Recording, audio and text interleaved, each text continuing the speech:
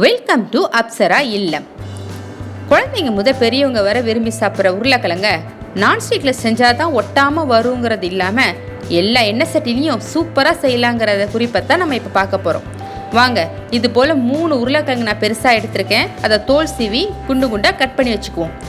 உங்களுக்கு கொஞ்சம் மெல்லிசாக வேணும்னா கொஞ்சம் மெல்லிசாகவும் கட் பண்ணிக்கோங்க, அது உங்கள் விருப்பம். ஆனால் இந்த மாதிரி கழுவி நல்லா கட் பண்ணி வச்சுட்டு ஒரு எண்ணெய் சட்டியில் நிறைய தண்ணி ஊற்றி 1 ஸ்பூன் உப்பு போட்டு கொதிக்க விடுங்க. இந்த மாதிரி பபுள்ஸ் வர ஆரம்பிக்கும் போது நம்ம இந்த கட் பண்ண உருளைக்கிழங்கை சேர்த்துடணும்.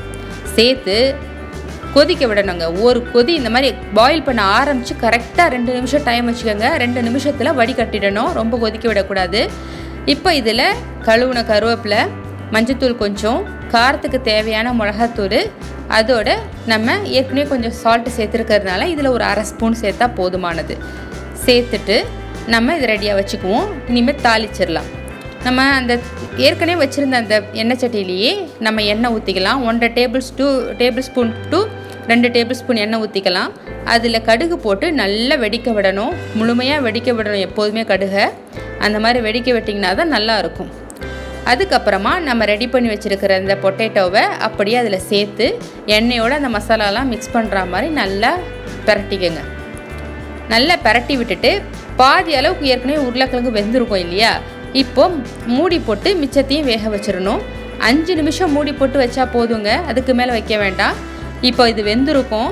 இதையும் ஒரு தடவை கிளறி விட்டுட்டு இப்படியே ஒரு 10 நிமிஷம், அதாவது 10 நிமிஷம் கூட ஆகாது, அப்படியே மீடியம் ஃப்ளேம்லேயே வச்சு பாருங்களேன்.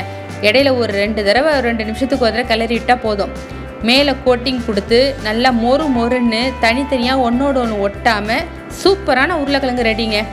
நான்ஸ்டிக்கில் செஞ்சால் தான் இப்படி வரும்னு யார் சொன்னால்?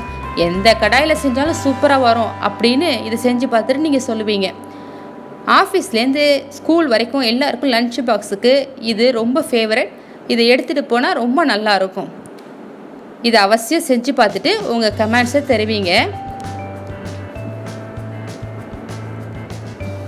இந்த வீடியோ உங்களுக்கு ரொம்ப பிடிச்சிருந்துச்சுன்னா லைக் பண்ணுங்கள், மறக்காமல் சப்ஸ்கிரைப் பண்ணிவிடுங்க.